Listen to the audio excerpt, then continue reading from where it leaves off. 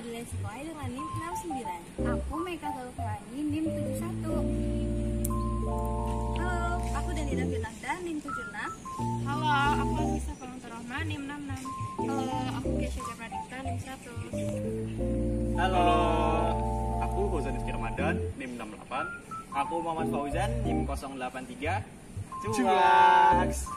Hai, kita akan menunjukkan keseruan kita selama mengikuti praktikum lapang mata kuliah DOC. Yuk simak bareng-bareng. Yuk!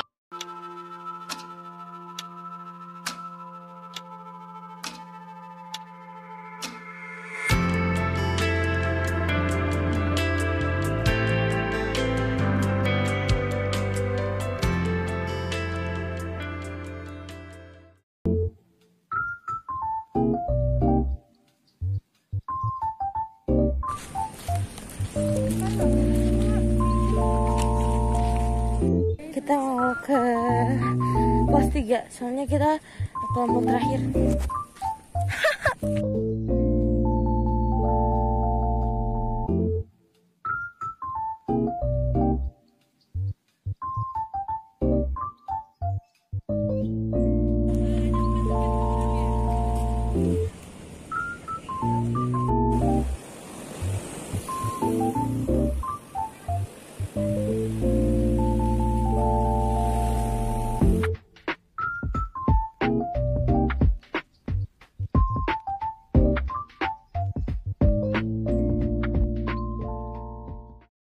Halo teman-teman, kita langsung masuk ke acara 1 ya, yaitu pasang surut.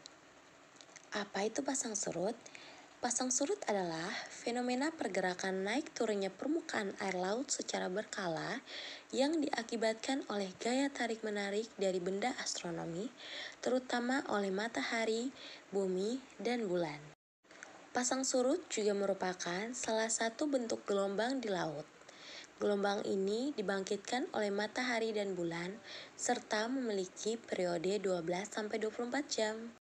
Untuk teori pasang surut, ada 2, yaitu teori keseimbangan dan teori dinamik. Untuk teori keseimbangan pasang surut memberikan landasan bagi kita untuk memahami pola pasang surut, menggambarkan pasang surut di bumi yang sepenuhnya tertutup air. Untuk teori dinamik, teori dinamis memperhitungkan faktor-faktor lain dan menunjukkan bahwa pasang surut lebih rumit dari sekedar teori keseimbangan. Teori dinamik memperhitungkan bentuk benua, batimetri, variasi lintang, dan efek Coriolis. Pada pengukuran pasang surut yang telah kita laksanakan pada acara 1, kita menggunakan tide staff, yaitu berupa papan yang diberikan skala dalam sentimeter. Alat pengukuran pasang surut paling sederhana biasanya digunakan juga untuk mengukur tinggi gelombang. Pencatatan dilakukan manual, terbuat dari bahan kayu, aluminium, atau bahan lain yang anti karat. Oke, pada praktikum acara 2 ini, kita mengamati kecerahan air laut menggunakan alat sesidis yang diikat dengan tali berskala. Menurut Menteri Negara Lingkungan Hidup tahun 2004, parameter fisika yang biasa digunakan untuk menentukan kualitas air laut adalah kecerahan, kebauan, padatan tersuspensi, sampah, suhu, dan lapisan minyak. Menurut Effendi tahun 2003, kecerahan merupakan ukuran transparansi perairan yang ditentukan secara visual dengan menggunakan sesidis. Kecerahan air tergantung pada warna dan kekeruhan. Sesidis dikembangkan oleh Profesor Sesi pada sekitar abad ke-19 yang berusaha menghitung tingkat kekeruhan air secara kuantitatif. Menurut Jeffries dan Mills tahun 1996 mengatakan bahwa tingkat kekeruhan air tersebut dinyatakan dengan suatu nilai yang dikenal dengan kecerahan sesidis. Nilai kecerahan dinyatakan dalam satuan meter. Nilai ini sangat dipengaruhi oleh keadaan cuaca, waktu pengukuran, kekeruhan, dan padatan tersuspensi, serta ketelitian orang yang melakukan pengukuran. Pengukuran kecerahan sebaiknya dilakukan pada saat cuaca cerah. Adapun cara kerja sesi disk untuk menghitung kecerahan sebagai berikut. Yang pertama, sesi disk diturunkan pelan-pelan hingga sesi disk tidak tampak. Ditandai tali sesi disk dan diukur panjang tali serta dicatat sebagai D1. Ragain ya buat sesi disk.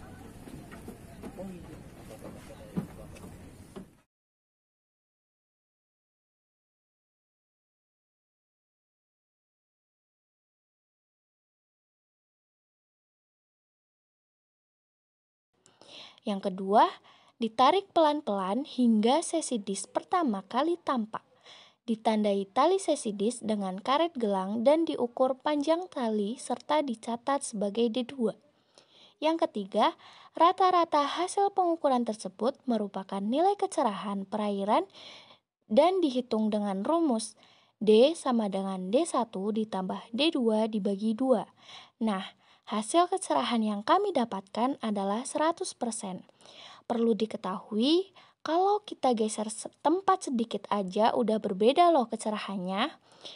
Oh iya, fun fact, kenapa sih warna sesi disk itu hitam dan putih? Nah, hal itu bertujuan agar orang yang buta warna pun dapat melihat juga. Oke, lanjut ke cara ketiga, yaitu kita menghitung salinitas air. Salinitas adalah tingkat keasinan atau kadar garam yang terlarut dalam air, yaitu jumlah gram garam yang terlarut untuk setiap liter larutan. Satuan dari besarnya salinitas air adalah ppt atau ppm. Alat dan bahan yang digunakan pada cara ini adalah refraktometer, pipet tetes, dan sampel air laut. Menurut Molinos 1997, refraktometer merupakan alat pengukur salinitas dengan mengukur indeks pembiasan pada cairan yang digunakan untuk mengukur kadar garam. Prinsip kerja dari refraktometer adalah memanfaatkan refraksi cahaya. Semakin banyaknya aliran air tawar yang masuk ke laut, menjadikan salinitas air laut berkurang. Nilai salinitas dapat ditentukan dengan penentuan konduktivitas dengan cara pengukuran tegangan. Semakin tinggi salinitas, maka semakin besar nilai tegangan. Dan semakin besar nilai tegangan, maka semakin besar nilai konduktivitasnya. Cara kerja dari refraktometer yaitu ambil 2 tetes sampel air laut menggunakan pipet tetes. Teteskan pada permukaan kaca pengukurnya. Setelah itu, lihat hasilnya dengan mengarahkan refraktometer ke sumber cahaya. Hasil dari salinitas air yang kita amati adalah 20 ppt. Hal tersebut kurang tepat karena salinitas air laut adalah 30-50 ppt. Menurut referensi, hal tersebut terjadi dikarenakan air laut yang diamati sudah tercampur dengan air tawar. Setelah selesai digunakan, tap-tap refraktometer menggunakan tisu dan lakukan kalibrasi refraktometer menggunakan obeng, sehingga hasilnya akan seperti semula, yaitu 0.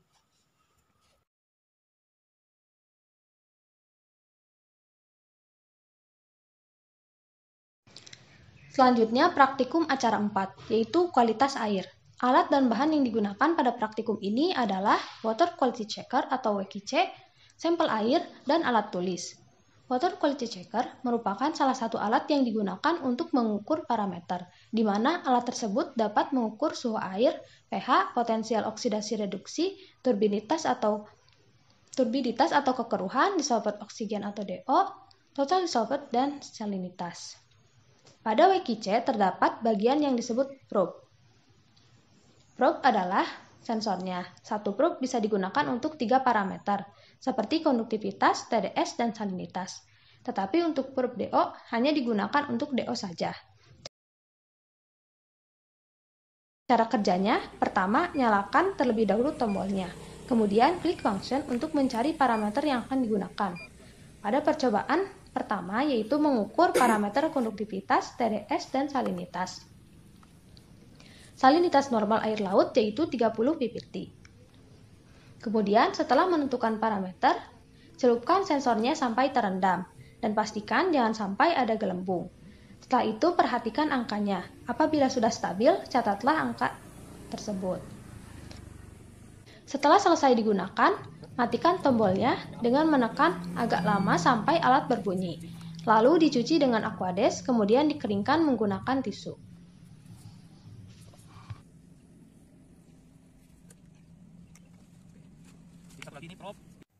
Oke, pada acara selanjutnya adalah GPS. GPS atau Global Positioning System merupakan bagian dari GNSS. GPS adalah sistem navigasi dan penentuan posisi menggunakan satelit. Sedangkan GNSS atau Global Navigation Satellite System adalah suatu sistem satelit yang terdiri dari konstelasi satelit yang menyediakan informasi waktu dan lokasi, memancarkan macam-macam sinyal dalam berbagai frekuensi secara terus-menerus yang tersedia di semua lokasi di atas permukaan bumi serta gabungan dari beberapa satelit navigasi. Tipe GPS yang dimiliki oleh FPIC Unsud adalah merek Garmin, yaitu ada Garmin X-Trax 10 dan juga Garmin Map 64S. FYI aja, untuk Garmin X-Trax 10 itu harganya di kisaran 1-3 jutaan, dan juga Garmin Map 64S itu ada di harga 5-6 jutaan loh. Jadi kalau misalnya rusak itu sayang banget loh ya. Spesifikasi GPS yang dimiliki oleh Garmin Map 64S itu banyak banget. Yang pertama ada pengaturan GPS, ada untuk mencari benda yang telah ditandai, ada juga setting alarm jika mendekati lokasi yang dituju, ada juga untuk mengelola jejak yang telah dibuat, membuat rencana rute, mengelola titik yang telah dimarking.